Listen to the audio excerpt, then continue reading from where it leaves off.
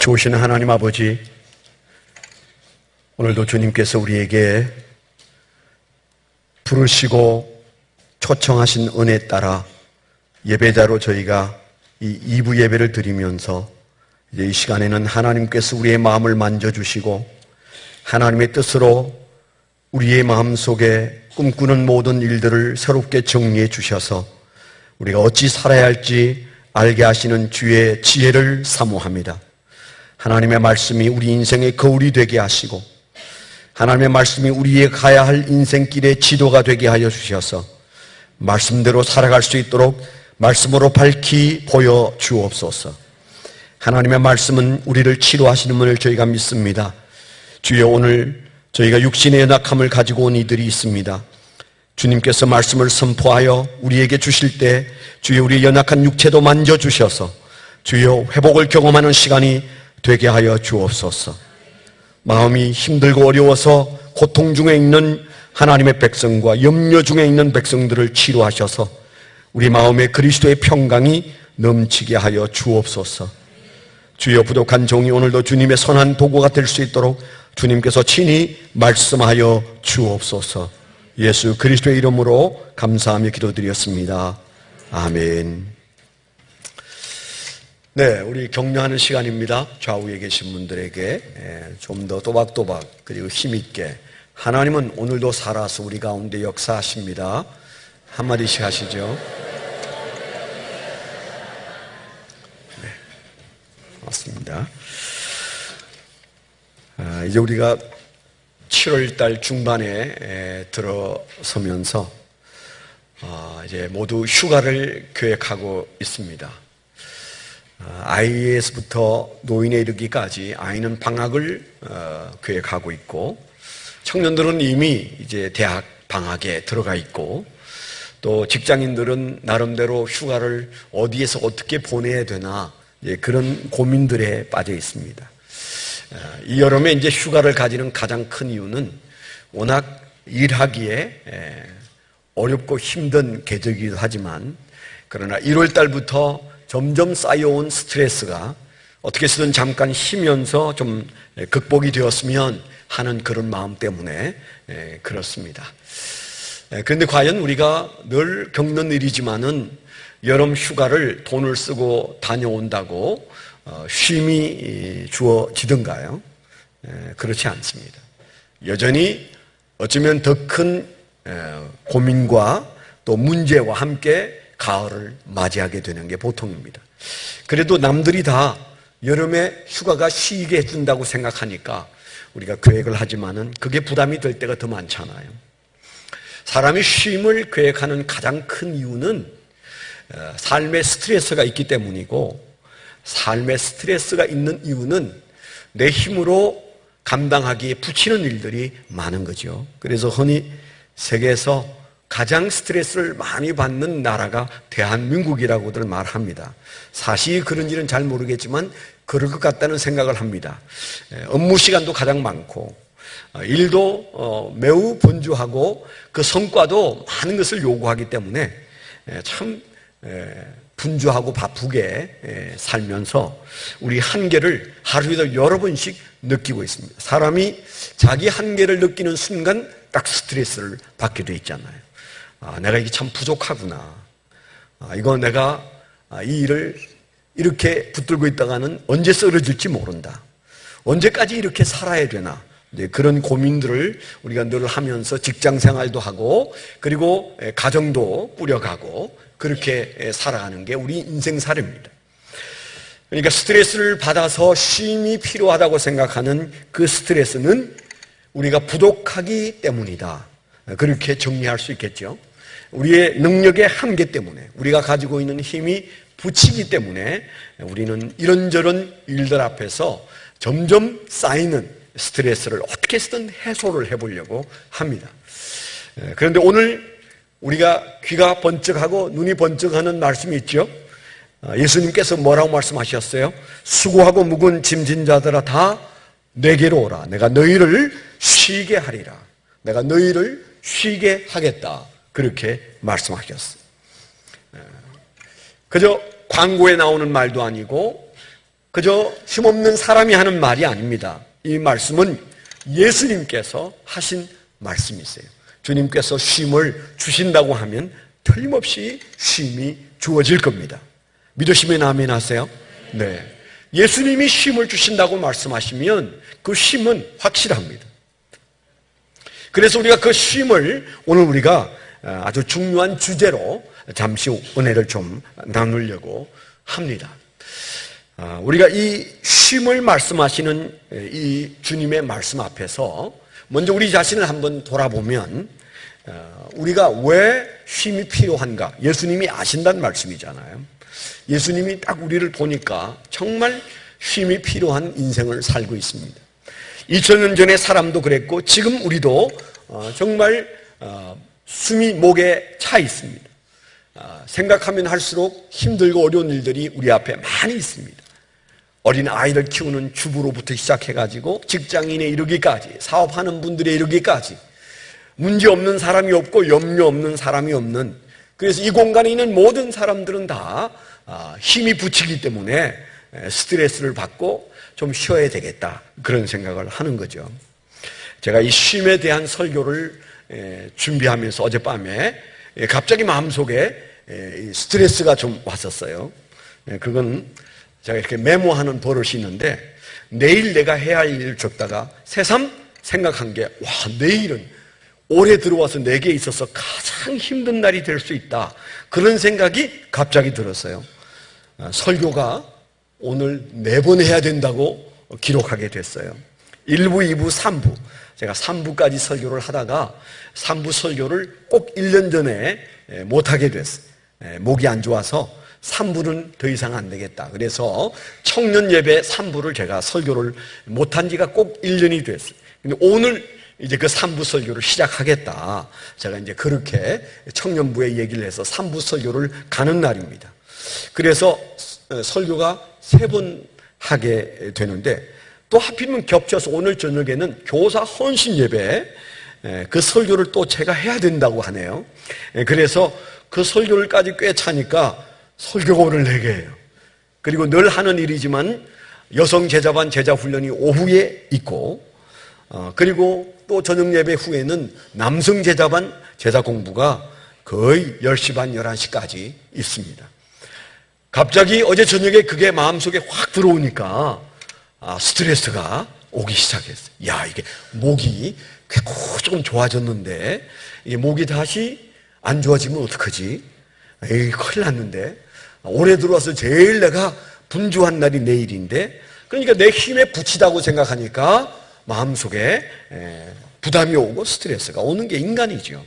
우리가 다 그렇게 살다가 오늘 주의 날에 왔습니다.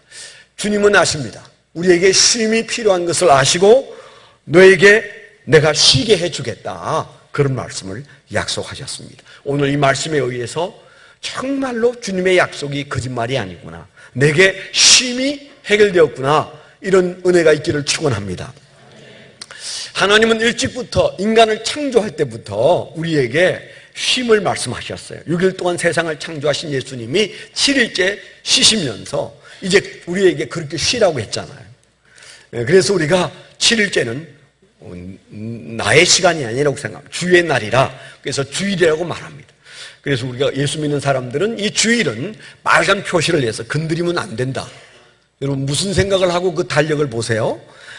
주일은 사실은 여러분들이 요 주일은 건드리면 안 된다, 건드리면 내 인생에 불난다, 이제 그런 마음으로 보셔야 돼요.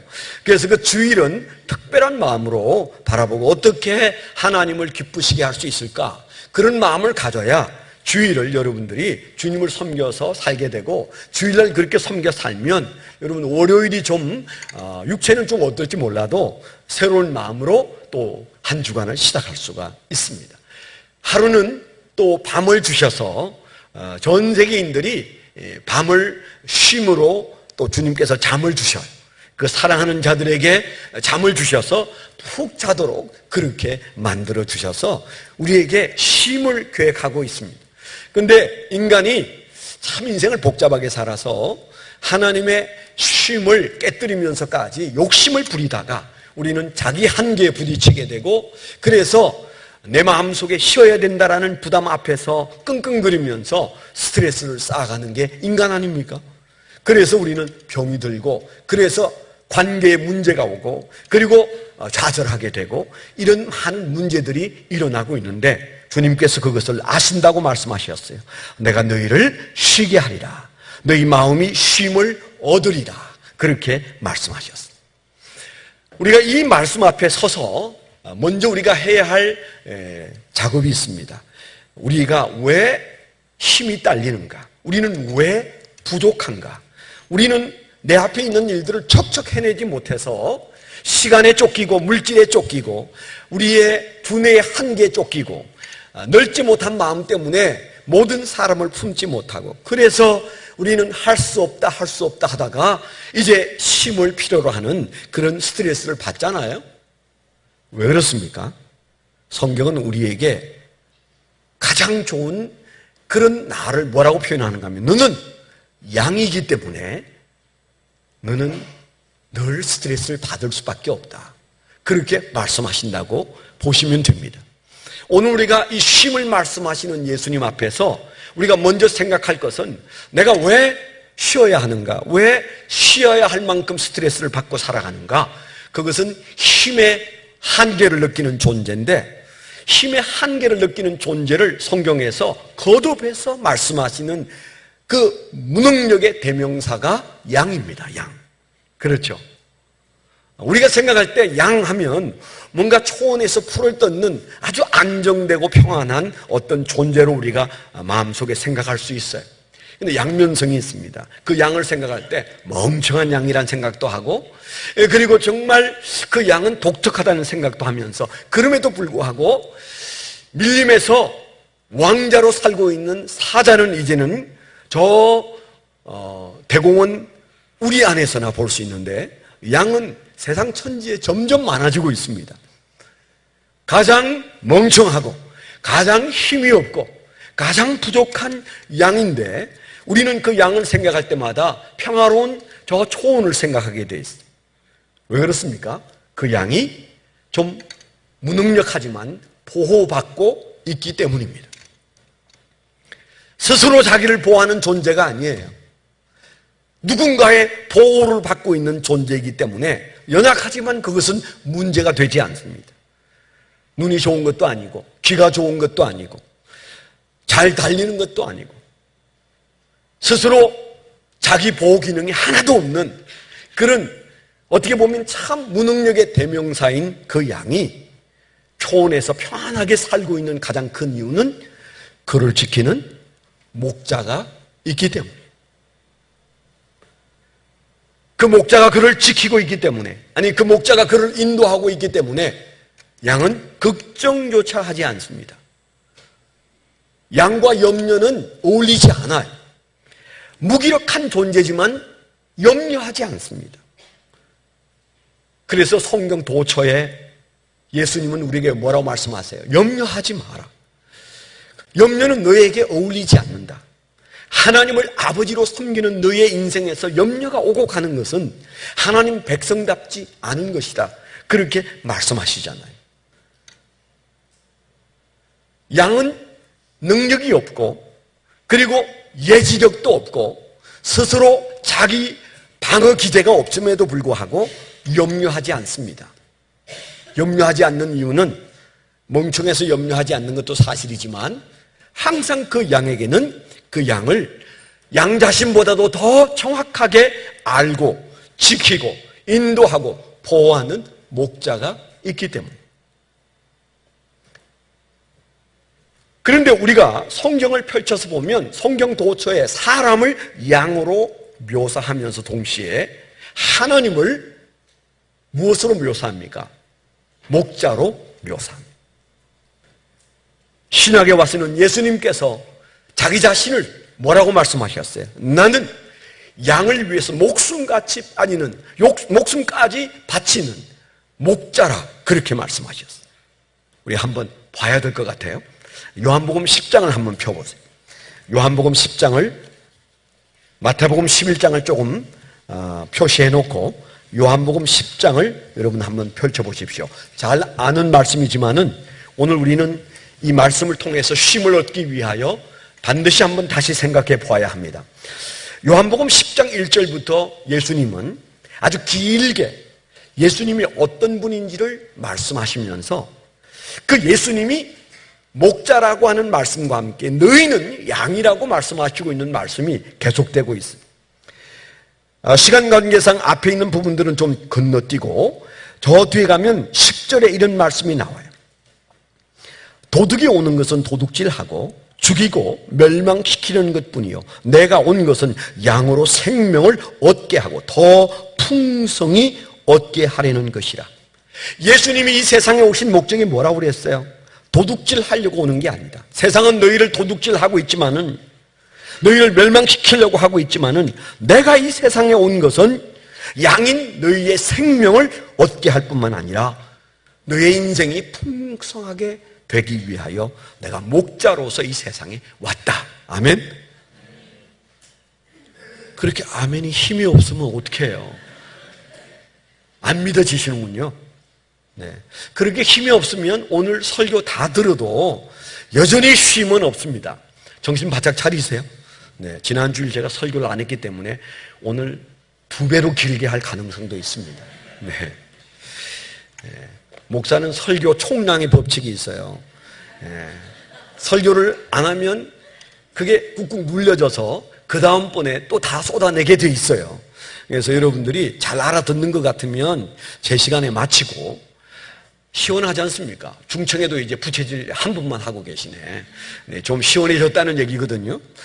그래서 그럭저럭 바깥보다는 훨씬 낫습니다. 그냥 오늘 오후 내내 그냥 이렇게 여러분들이 들으시고 제가 말하고 그래도 좋을 것 같아요. 분위기 괜찮아요. 네. 정신 바짝 차리고 그냥 설교가 그냥 설교로 들리면 안 돼요. 그 설교가 나를 살리는 말씀으로, 아멘? 네, 그렇게 들으려고 여러분들이 정신을 차려야 됩니다. 여기 보니까 예수님은 도둑에 비유하셨어요. 내가 이 세상에 온 건 너희가 만난 도둑들과는 다르다. 그렇게 말씀하셨어요. 여러분, 우리가 지금까지 살아오면서 얼마나 우리 인생을 많이 도둑질 당했어요. 우리를 넘어뜨리려고 하는 사람들이 얼마나 많았고 그런 일들은 얼마나 많았어요. 그래서 우리 마음속에 다 열어보면 어린 아이로부터 노인에 이르기까지 다 상처가 있습니다. 그런데 예수님께서 그런 우리에게 뭐라고 말씀하셔요? 내가 온 것은 양으로 생명을 얻게 하고, 생명 얻고 그 다음에 더 풍성히 얻게 하려는 것이라. 11절에 다 같이 한번 읽읍시다. 11절은 시작. 나는 선한 목자라. 선한 목자는 양들을 위하여 목숨을 버리거니와. 아멘. 굉장한 말씀이잖아요. 나는 선한 목자라. 선한 목자는 양들을 위하여 목숨을 버리거니와. 14절에도 나는 선한 목자라. 나는 내 양을 알고 양도 나를 아는 것이 아버지께서 나를 아시고 내가 아버지를 아는 것 같으니 나는 양을 위하여 목숨을 버리노라. 굉장한 말씀이 여기에 있어요. 예수님께서 마태복음 11장에서 하신 말씀의 뿌리는 어떻게 쉼을 주신다고 말합니까?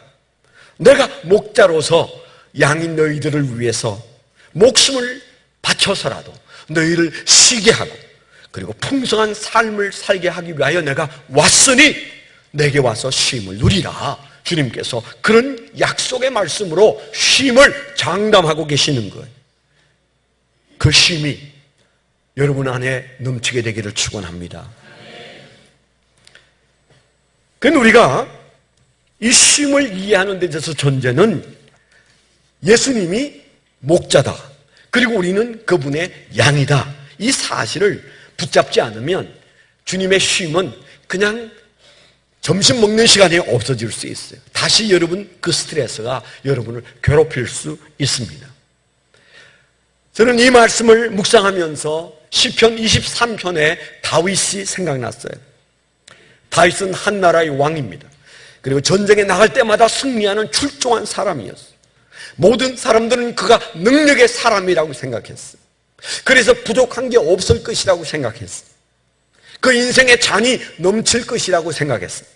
시편 23편에 역시 그는 나는 부족한 게 없다고 말하고 내 인생에 잔이 넘친다고 말했어요.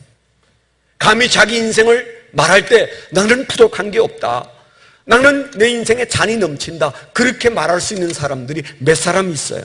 이 중에 누가 있을까요? 근데 다윗은 그렇게 말했어요.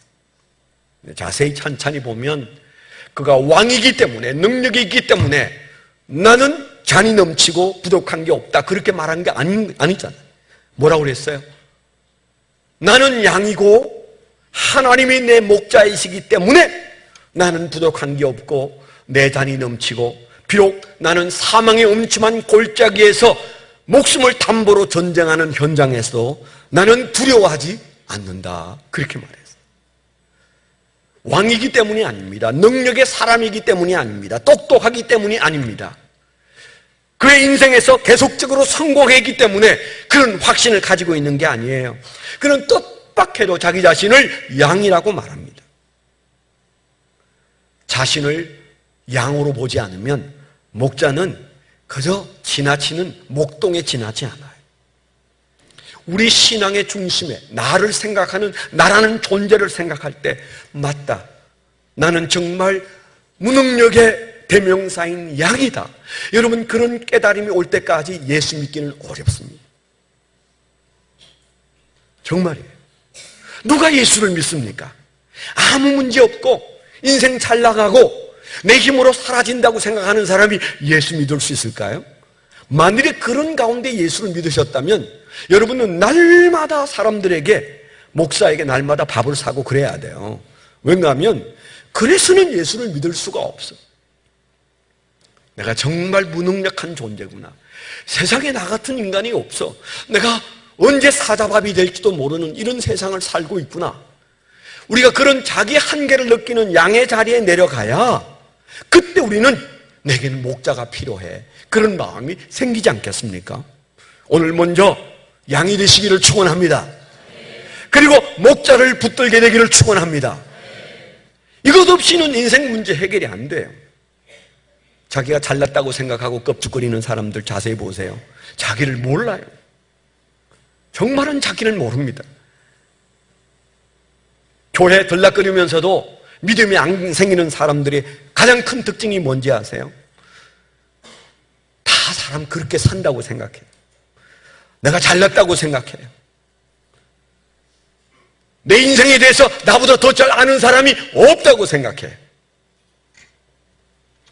그런데 사실은 신앙의 가장 기본적인 출발점에는 나는 무능력의 대명사, 그 양이다, 다윗도 그렇게 자신을 생각했다면 우리가 우리 자신을 어떻게 봐야 마땅하겠습니까? 우리는 보잘것없는 양으로서 한 치 앞을 내다볼 수 없는 존재로서 어디서 왔으며 무엇을 하다가 어디로 가는 존재인지 딱히 아는 사람이 한 사람도 없어요. 그냥 살고 있을 뿐입니다. 그냥 숨을 붙여 주셔서 숨 쉬고 있을 뿐입니다. 겸손해져야 돼요. 다윗처럼 겸손해져야 돼요. 솔로몬처럼 티끌과 같은 존재라고 자기 자신을 내려다 봐야 됩니다. 그래야 우리가 나를 이끌어 세울 수 있는 목자가 보이기 시작하죠. 예수님께서 우리에게 쉼을 약속하셨어요. 그런데 그 쉼을 약속하신 예수님이 우리에게 쉼의 원리를 말씀해 주셨어요. 우리에게 어떤 쉼이 어떻게 올 수 있겠는가? 약속하셨으면 주어질 것인데 주님께서 지침을 세 가지로 말씀하셨어요. 그 지침을 우리가 붙잡을 때 비로소 우리에게 이 여름에 쉼을 경험할 수가 있어요. 그 지침의 첫째가 뭡니까? 예수님께서 오라, 그렇게 말씀하셨어요. 두 번째가 뭡니까? 내 멍에를 메라, 그렇게 말씀하셨어요. 세 번째는 내게 배우라, 그렇게 말씀하셨어요. 오라, 멍에를 메라, 내게 배우라. 오늘 주님께서 이 짧은 말씀에서 쉼을 주시기 위하여 우리를 부르시고 주님께서 말씀하시는 아주 단순한 주님의 지침은 세 가지예요. 첫째는 오라고 말씀하셨어요. 이게 오라는 말이 도대체 무슨 말씀이에요? 우리가 쉼을 얻기를 원한다면 양은 목자에게로 가야만 그때부터 보호가 시작되고 그때부터 우리가 필요한 것들을 챙겨주시기 시작해요. 그래서 목자 되신 예수님이 우리에게 하시는 첫 마디가 내게 오라 그렇게 말씀하셨어요. 여러분 오늘 이 공간에 계시지만 아직 예수하고 아무 상관이 없는 분 계시지요? 주님께서 여러분을 계속 초청하고 있습니다. 이제 여러분들이 여러분 인생에 대해서 자신감을 좀 내려놓으세요. 내가 목자가 필요한 양이 맞다. 그래서 예수님을 향하여 오라고 말씀하시는 그 말씀 앞에 주님, 제가 주님께로 갑니다. 저는 한치 앞을 내다볼 수 없는 무능력한 존재입니다. 주여, 저에게는 목자가 필요합니다. 저는 돈을 목자로 여긴 적이 있고, 건강을 목자로 여긴 적이 있고, 내 직장을 목자로 여긴 적이 있고, 내 자식을 목자로 여긴 적이 있었지만 이제 예수 그리스도를, 하나님을 목자로 믿고 주님 앞에 갑니다. 저를 오라고 하셨으니 저를 받아주십시오. 이게 뭐예요? 신앙의 입문입니다. 예수 믿는다는 건 바로 이 관계 속에 들어가는 겁니다. 양치는 목자를 구경해서는 안 돼요. 내가 그 양이 되어야 비로소 오라고 말씀하신 예수님이 우리의 목자가 되어주시는 줄 믿습니다. 그런데 그런 분들에게만 하시는 말씀이 아니에요. 오라고 하신 말씀은 멀리 있는 양떼에게도 말씀하시고 있어요. 우리가 양떼라고 하지만은 양떼가 정말 스트레스가 없을까요? 양떼의 스트레스는 목자와 얼마나 가까우냐에 비례합니다. 목자의 바로 발밑에 무릎 꿇고 있는 양은 잠을 자도 달게 자고 되새김질을 해도 즐겁게 하고 그리고 풀을 뜯어도 아주 넉넉한 마음으로 풀을 뜯을 수 있습니다. 그러나 목자로부터 멀리 떨어져 있는 양이 평안할 수 있을까요? 안정될 수 있을까요? 풀을 뜯을 때 아무 생각 없이 풀을 뜯을 수 있을까요? 결코 그렇지 않습니다. 언제 보호받고 언제 안전하고 언제 진정한 쉼이 있을까요? 목자로 가까이 있을 때입니다. 목자와 가까이 있을 때입니다. 우리 신앙이 그렇습니다. 언제 우리의 삶의 쉼이 사라지고 삶의 스트레스가 오든가요? 하나 둘 내 문제를 내 것으로 꿰어차고 그것 때문에 골몰하고 잠 못 잘 때 그때 여러분 영적 상태가 어떤지 한번 생각해 보셨어요? 예수님이 산 너머에 계세요. 예수님이 안 보이셔. 그래서 할 수 없이 내 문제는 내가 찾아야 돼. 이리가 오는지 안 오는지 사자가 숯불 속에 있는지 없는지 그거 찾아야 돼요. 예수님께서 우리에게 주시는 이 말씀, 오라고 하신 말씀은 가까이 있으라는 말씀이세요. 목자 가까이에 맴도는 것이 진정한 쉼이고 자유고 그리고 스트레스를 면할 수 있어요. 겟세마네 동산에서 예수님이 기도하고 계실 때 베드로를 위시한 세 사람이 콜콜 잤어요. 예수님이 깨우셨지만 그들은 잠을 이기지 못했습니다. 잠시 후에 너희들이 시험에 들 텐데 나와 함께 깨어 있어라. 주님 곁에서 바짝 붙어서 기도하기를 원했지만 그들은 기도를 포기하고 잠들었는데 잠시 후에 병정들이 와서 예수님을 끌고 갈 때 그 용감한 베드로가 어떻게 따라갔다고 돼 있어요? 멀찍이 따라갔다고 그랬어요. 예수님과 베드로 사이가 점점 멀어졌어요. 멀어지는 만큼 베드로의 가슴 속에는 두려움이 차오르기 시작했습니다. 염려가 차오르기 시작했습니다. 저렇게 예수님이 잡혀가면 나는 도대체 뭘 먹고 살아야 되나? 어떻게 살아야 되나? 그의 마음속에 있는 두려움과 염려가 점점 쌓이더니 나중에 예수님이 저만큼 계신데도 나 예수 모른다고 3번씩이나 부인하지 않았겠어요? 그게 신앙입니다. 그게 바로 저와 여러분들의 모습입니다. 믿을 게 못 돼요. 신앙은 항상 거리와 밀접한 관계를 가지고 있어요. 양인 우리가 목자이신 예수님과 얼마나 가까이 있는지 돌아보셔야 됩니다. 지금 당장 여러분들이 삶이 차오르는 스트레스로 쉼이 필요하십니까? 오늘을 넘기지 말고 주님 앞에, 주님의 발 앞에 무릎을 꿇고 여러분의 인생의 무거운 짐을 내려놓으세요. 주님, 제가 그동안 좀 멀리 있었습니다. 그래서 스트레스가 이만저만이 아닙니다. 제 인생에 쉼이 필요합니다. 주님, 제가 주님의 발 앞에 왔습니다. 오라고 하셨으니 쉼을 허락해 주옵소서. 여러분들이 그렇게 주님 앞에 기도하게 되기를 축원합니다. 왜냐하면 예수님은 목자이시고, 목자는 우리의 필요를 제공하고, 목자는 우리를 보호하고, 목자는 우리를 인도하고, 목자는 우리를 고치십니다. 그러면 되잖아요. 그러면 되잖아요. 우리에게 제공하시고 우리의 인생에서 보호와 인도와 고쳐주심이 그분으로부터 나온다면 뭘 염려해야 되겠습니까? 문제는 떨어져 있다는 데 문제가 있어요. 문제는 우리가 산 너머에 한눈 팔고 있다는 사실을 여러분 기억하셔야 돼요. 여러분 여행을 해보셨습니까? 이게 그룹 여행을 하면 종종 대여를 이탈하는 사람들이 들어있어요. 그 사람 찾느라고 어떤 때는 1시간씩, 어떤 때는 2시간씩 여행을 못하고 그냥 그렇게 그 수십 명이 한 사람을 찾느라고 거기에 주저앉아 있을 때가 있어요. 가이드는 막 쫓아다니고. 저희 부부가 그래 본 적이 있거든요. 네. 로마에서 박물관에서 미이라를 구경하고 있는데 돌아보니까 아무도 없어요. 30명 다 어디 가고 없어요. 우리 부부만 손잡고 있어요. 야, 이거 큰일 났다. 어디로 갔지? 이 많은 사람 속에 어디서 찾나? 그때부터 뭐 여행 초기였기 때문에 그 자리에 있어야 된다는데, 우리는 양이기 때문에 멍청하니까 그대로 있어야 되는데, 머리를 굴려서 막 여기저기 뛰어다녔는데 완전히 길을 잃어버렸어요. 아주 오랜 시간 후에 우리를 이끌어가던 가이드 목사님을 만났는데요, 벌써 이분의 눈에서 불이 나오고 있어요. 할 말이 없었어요. 그래서 그분에게 끌려가도 가니까 사람들이 다 죽치고 앉아있는데 벌써 기분이 안 좋아요. 네. 근데 그 뒤에 보니까 꼭 저 같은 사람들이 꼭 여행을 하면 한 번씩 나타나는데요, 우리가 간격이 벌어지면 그때부터 우리가 문제가 생기는데, 왜 간격이 벌어질까요?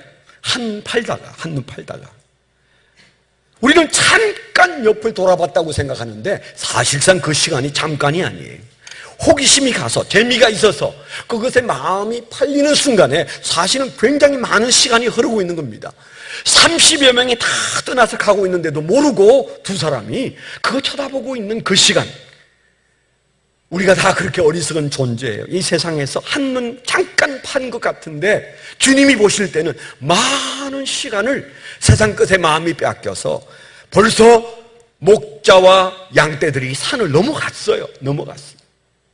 그때부터 우리의 인생에 스트레스가 오고 위험이 찾아오고 사망의 엄침한 골짜기가 생기는 겁니다. 주님께서 뭐라고 말씀하셨어요? 오라! 너희가 정말 쉬고 싶으냐? 오라.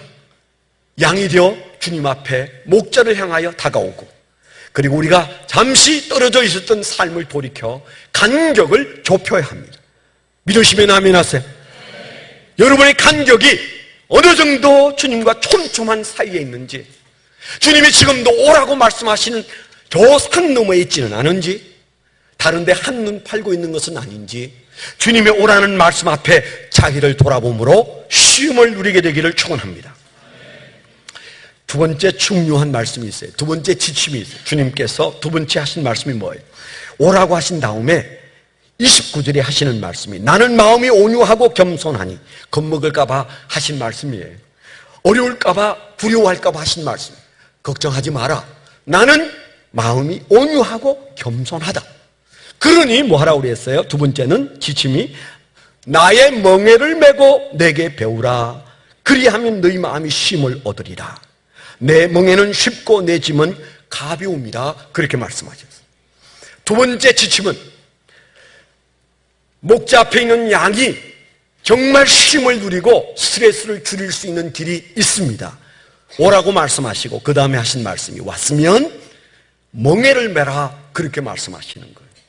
멍에를 메라. 근데 여러분, 목자와 양 사이에 지금 쉼을 누리는 그 얘기를 하시는데, 뭐 양이 멍에를 메는 거 보신 적 있으세요? 멍에를 맨 양을 보신 적 있으세요? 저도 이스라엘에 가서 양떼들을 참 많이 보고, 양떼들이 있으면 그냥 차를 몰고 갈 마음이 안 생겨요. 차를 세우고 그 양떼 옆에 가서 이렇게 보는데, 양떼를 감상하는 방법은 너무 가까이 안 가는 게 좋아요. 아, 지저분해요. 우리가 지저분하듯이 멀리서 볼 때가 좋아요. 촌에 있는 양떼가 아름다워 보이는데 가까이 가면 별 지저분한 것들이 다 보여요. 그래서 아주 누리끼리한 그 양이 별로 안 좋아요. 냄새도 나고 약간 떨어져서 보는 게 좋습니다. 그런데 그 양떼를 말하면서 멍에를 매겠다고, 멍에를 씌우겠다고 말씀합니다. 내 멍에를 매라고 말씀하십니다. 무슨 양이 멍에를 맵니까? 저는 양떼가 멍에를 맨 것을 본 적이 없어요. 아니, 고삐도 없어요. 고삐도 없어요. 제가 종종 하는 얘기인데, 저는 어렸을 때 아주 그냥 진저리가 나도록 염소를 몰고 다닌 사람이에요. 그런데 양하고 틀려서 염소는 다 한 마리에 이 고삐가 하나씩 있습니다. 자가끔 놀기 때문에. 그래서 4마리를 끌고 다니면 고삐 4개를 붙들고 어린아이가 손 안에 다 들어오지도 않아요. 그래서 어깨 두르고 목에도 두르고 이래가지고 이제 끌고 가야 되는데, 참 그 거제도에서 염소를 먹이면서 내가 언제까지 이 짓을 해야 되지? 그러면서 제가 저절로 기도가 나와서, 하나님, 저 좀 육지로 좀 보내주세요. 이 염소 없는 세상에 좀 살게 해주세요. 제가 그렇게 기도를 했는데 하나님께서 그 기도를 너무 잘 들어주셔가지고 염소 없는데 저기 부산쯤 갈 줄 알았더니 서울에 떨어뜨려가지고 제가 염소 없는 세상에서 평생을 살고는 있습니다. 그러다 제가 이스라엘 가보니까 이스라엘에 있는 양들은 수백 마리가 목자 한 사람에 의해서 움직이고 있는데, 멍게는 그냥 고삐도 없어요. 그냥 다 풀어놨어요. 그걸 보면서 세상에 이 양이 순한 양이라더니 정말 양은 순하구나. 세상에 복종인 염소가 그렇게 괴롭히더니, 야, 내가 양을 쳤으면 얼마나 좋았을까. 제 마음속에 네가 양을 쳤으면 거제도 그냥 살걸? 목사 안 됐을걸? 이제 이런 생각이 제 마음속에 들어요. 할렐루야. 네. 하필이면 제가 양을 안 치고 염소를 쳤습니다. 양은 고삐도 없는데 왜 멍에를 말씀하고 계실까요? 여기서 말씀하시는 멍에는 양에게 정말 멍에를 씌워가지고 짐을 싣고 막 그러는 어떤 것들을 여러분 너무 상상하지 마세요. 근데 그 양에게 씌우는 멍에가 뭘까요? 주인의 말씀이에요. 양은 자유합니다. 허구한 날 풀을 뜯고 젖을 내고 그리고 자기의 몸을 바쳐서 양고기를 제공하는 이 양에 있어서 양이 무겁게 여기는 것 딱 하나 있어요. 그게 뭐예요? 주인의 음성입니다. 주인의 음성. 목자의 음성은 정말 중요합니다. 목자의 음성이 들리지 않는 곳에 있는 그 순간 양은 위험하고, 목자의 음성을 멀리 둔 양은 정말 주인을 괴롭게 하는 존재이기 때문에 목자는 자기 음성을 잘 듣고 움직이는 양들을 사랑하게 돼 있어요. 예수님께서 하시는 말씀, 이 멍에가 도대체 뭘까요? 이 멍에는 다른 거 아닙니다. 예수님의 말씀, 목자의 음성을 듣는 겁니다. 목자의 음성에 귀를 기울이는 것이 자기가 사는 길이에요. 그게 어떻게 보면 풀을 막 잘 뜯고 있는데 주인이 오라고 휘파람을 불거나 나팔을 불거나 음성으로 노래를 부르면 그거 귀찮은 일 아니에요? 목자의 음성에 어느 날 멍에가 될 수 있습니다. 이것을 중요한 나를 살리는 멍에로 여길 때, 그때 그 목자 앞에 있는 양이 보호를 받고 쉼을 얻는 겁니다. 여러분, 예수 믿는 저와 여러분들이 매 주일이면 교회 나와서 목사의 설교를 듣습니다. 어떤 기분으로 들으세요? 드라마 보는 것보다 훨씬 재미있어요? 아직 난 그런 표정을 가지고 있는 사람을 한 번도 본 적이 없어요. 네, 성가대에서도 그런 표정을 본 적이 없어요. 심지어 제 아내도 드라마 본 때 그 표정하고 제 설교를 듣는 것을 본 적이 없어요. 네. 더러웠던 사람이 찬송 부를 때부터 눈물을 흘리더니 설교 들을 때 아멘 아멘 하고 눈을 똑바로 뜨고 그저 주시하고 있는 사람이 혹 있을 뿐입니다. 설교는 설교일 뿐입니다. 필요하다고 듣고 앉아있지만은 가능한 한 쉽게, 그리고 은혜스럽게, 그리고 어떻게 해요? 짧게 그렇게 하기를 기대하시잖아요. 우리 교회는 그래도 착해서 연말에 앙케이트 할 때 꼭 제가 물어보는, 설교가 길다고 생각하냐, 짧다고 생각하냐, 보통이라고 생각하냐, 그 질문을 꼭 하고 제가 데이터를 내고 프로테이지를 내거든요. 생각보다 괜찮다는 사람이 많아요. 괜찮다는 사람. 그 말은 목사님 설교가 짧지는 않지만 괜찮습니다, 그냥 하세요, 이런 사람이 많고, 아주 착한 사람은 목사님 설교가 짧습니다, 이런 사람이 혹 있어요. 네. 있어요, 진짜로. 10명이 안 돼서 그렇지. 설교는 설교일 뿐이에요. 그 말씀을 들어야 되니까 여러분들이 다소곳이 앉아서 말 한마디 안 하고 졸고 앉아 있습니다. 왜 그렇습니까? 하나님의 주시는 말씀, 목자이신 예수님이 주시는 말씀이 그 안에 있다고 믿기 때문인데, 그래서 여러분 마음속에 설교가 멍에로 자리 잡고 있어요. 들어야 되는 말씀. 그 말을 들으면 그냥 여러분들이 듣고 잊어버립니까? 아닙니다. 그 설교가 부담이 되는 이유는 뭔가 하라고 하시잖아요. 그렇게 살면 안 된다고 말씀하시잖아요. 좀 더 가까이 오라고 말씀하시잖아요. 지금 하던 짓을 멈추라고 말하잖아요. 그래서 설교가 항상 부담이 돼요. 그게 멍에입니다. 하나님의 말씀, 목자의 음성이 멍에예요. 그런데 그 멍에를 매야 된다고 말씀하십니다. 그 멍에를 매야 보호받습니다. 우리가 종종 생각할 때는 막 귀찮은 소리 안 듣고, 그 까다로운 설교 안 듣고, 야단치는 그 말 안 듣고 편하게 살고 싶다. 여러분, 그게 여러분 자유인 줄 아세요? 그게 바로 멍에를 벗는 순간에 방종이 시작이 되는 겁니다.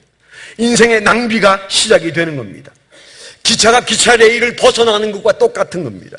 양이 목자의 음성이 싫어서 만일에 그 목자로부터 벗어난다면, 그 마을로부터 벗어나는 것은 곧 멍에를 벗어나는 거예요. 그래서 그는 그 순간부터 이리와 사자들과 곰과 수많은 짐승 앞에 자기 자신의 운명을 내던져 놓는 것입니다. 우리가 양이라면 목자의 음성이 멍에가 되어야 합니다. 나를 보호하고 나를 지키고 나를 인도하는 적절한 지팡이와 막대기가 하나님의 말씀이라고 하는 사실을 믿고, 더러 우리 마음속에 부담이 돼도 그 말씀을 메모하고, 그리고 적어도 일주일 동안 잊어버리지 않으려고 하고, 여러분 목장에 가서 내가 어떻게 금요일까지 이 말씀을 붙들고 씨름하며 살았는지를 여러분들이 얘기할 준비를 하고 살아야 돼요. 그 멍에를 잘 매게 되기를 축원합니다. 예수님께서 너희가 쉼을 원한다면 오라, 그리고 내 말의 멍에를 붙잡아라. 그 멍에를 붙들고 살아야 된다. 주님께서 우리에게 주시는 두 번째 지침의 말씀을 기억하게 되기를 축원합니다. 세 번째 지침이 있어요. 세 번째 지침은 내게 배우라, 내게 배우라, 그렇게 말씀하셨어요. 목자와 양의 관계에서 오라고 말씀하시는 것도 이해가 되고, 멍에도 그렇게 해석하면 그것도 이해가 되는데, 뭘 양이 배워요, 배우긴. 예? 뭘 배우라고 그렇게 말씀하시는 걸까요? 여러분, 양떼를 유심히 보면 언제 배웠는지는 모르지만 양떼는 염소하고 달라요. 앞서간 양이 가는 길을 따라가고, 먹을 게 좀 시원찮아도 앞에 간 양이 간 그 뒤를 따라가면서 풀을 뜯고 있는 양들을 보게 됩니다. 그래서 이스라엘 땅에 보면 민둥산에, 그 산이 뭐 나무도 없고 그냥 민둥산인데, 벌겋게 된 산인데 그게 아주 작은 풀들이 나 있는데, 보면 마치 자로 잰 듯 줄이 쫙쫙 가 있어요. 줄이 쫙쫙 옆으로 가 있어요. 줄을 쳐놓은 것처럼 줄이 가 있습니다. 어느 산에나 그렇습니다. 양이 지나간 자리에는 항상 산에 줄이 쳐져 있어요. 무슨 줄일까요? 양들이 앞에 간 양을 따라서 다닌 흔적이, 길이 만들어지고 있는 겁니다. 양은 자기 길을 자기 스스로 가지 않습니다. 앞에 가는 양의 뒤를 따라가고, 앞에 가는 양은 목자의 뒤를 따라가게 돼 있어요. 목자가 허락한 길만 가게 돼 있어요. 그런 질서가 그 멍청한 양들에게 생기기까지 뭐 했을까요? 배웠다는 말입니다. 어릴 때부터 어미로부터 주변에 다른 양들로부터 어떻게 먹고 어떻게 살고 어떻게 가고 어떻게 하는지를 배웠다는 말입니다. 언제 배울까요? 언제 배울까요? 순종만이 배움을 가능하게 합니다. 우리 신앙은 어떻습니까? 신앙의 가장 중요한 요소가 내가 살려면 순종해야 된다고 배우지 않습니까? 하나님을 위해서 순종하는 게 아닙니다. 양인 내가 내 목숨을 부지하는 가장 안전한 방법이 뭐예요? 목자에게 순종하는 것을 배우는 것입니다. 순종은 그래서 나를 유지하고 보호하는 데 너무너무 중요합니다.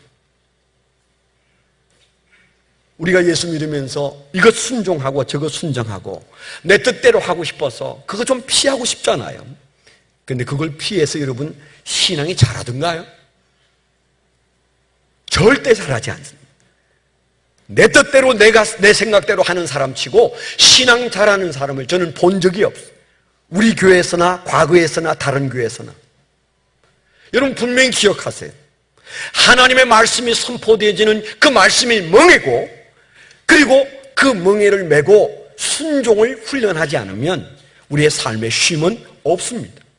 그래서 배우라고 말씀하세요. 이 배움은 곧 순종의 길을 말하는 것입니다. 많은 생각하지 마세요. 하루에 한 번에 하루씩 생각하고 사는 것입니다. 마태복음 6장 34절에도 그러므로 내일 일을 위하여 염려하지 말라. 내일 일은 내일 염려할 것이요 한날의 괴로움은 그날의 족하니라. 그렇게 말씀하셨습니다. 우리가 늘 주님 앞에서 주님을 따르는 것입니다. 그래서 우리가 날마다 우리의 삶 속에서 계속되어지는 이 순종의 삶을 배워갈 때 주님은 반드시 우리의 삶 속에 쉼을 허락하실 것입니다. 오늘 우리에게 주신 말씀 3가지. 오라 말씀하셨어요. 가면 됩니다. 내 멍에를 메라 말씀하셨어요. 말씀 앞에 있으면 됩니다. 그리고 내게 배우라고 말씀하셨어요. 주님을 쫄쫄 따라가면 됩니다. 주님 어떻게 사는 게 주님을 배우는 것입니까? 어떻게 사는 것이 주님을 따르는 것입니까? 내가 해야 할 순종이 도대체 무엇입니까? 주님의 발 앞에서 무릎 꿇고 물어보세요. 불과 며칠 가지 않아서 여러분 안에서 세상이 줄 수 없는 쉼이 일어나는 것을 여러분 경험하게 될 것입니다. 3가지 지침을 이 한 주간 동안 실천하고 기쁨으로 돌아오는 그런 한 주간이 되시기를 축원합니다. 기도하겠습니다. 거룩하신 아버지 하나님, 주님은 분명히 우리에게 약속해 주셨습니다. 수고하고 무거운 짐진 자들아 다 내게로 오라고 말씀하셨습니다. 사람이 한 말이 아니고 주님이 하신 말씀을 저희가 믿습니다. 이 쉼이 우리 안에 일어나게 하여 주옵소서. 오라고 말씀하시고 멍에를 메라고 말씀하시고 그리고 내게 배우라고 말씀하신 주님을 따라 주여 우리의 삶에서 쉼이 간증될 때까지 주님 앞에 서고 주님의 멍에를 메고 주님을 순종하는 종들이 되게 하여 주시옵소서. 예수 그리스도의 이름으로 감사하며 기도드렸습니다. 아멘.